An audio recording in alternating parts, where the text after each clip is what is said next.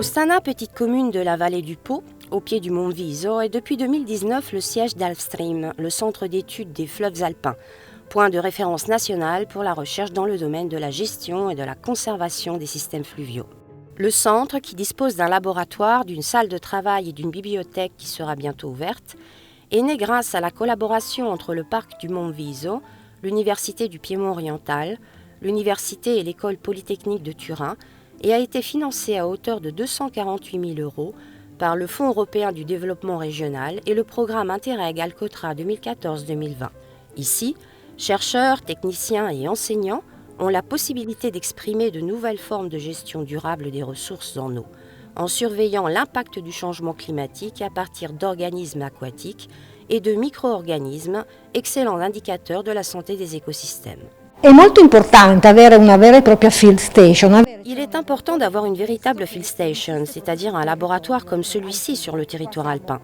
Nous ne sommes qu'à quelques kilomètres du fleuve le plus important d'Italie et nous avons donc choisi cet emplacement parce qu'il peut attirer de nombreuses collaborations de centres de recherche italiens, européens et américains,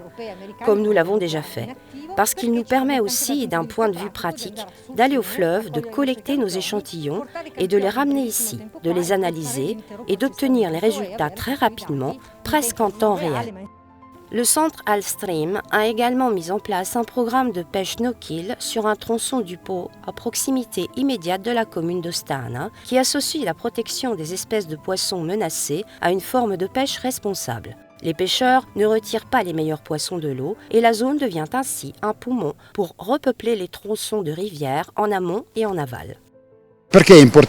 Pourquoi est-il important de garder ces zones no-kill et de ne pas en faire des zones d'interdiction? Parce que malheureusement, les rivières sont de moins en moins fréquentées. Donc si l'on interdit la pêche sur un tronçon de quelques kilomètres, celui-ci est vite abandonné par l'homme et nous savons très bien que les pires choses arrivent alors, du braconnage à la pollution. Un tronçon géré de cette manière est un tronçon qui est fréquenté par les pêcheurs, mais qui ne porte pas atteinte au capital naturel que constitue la population de truites résidentes.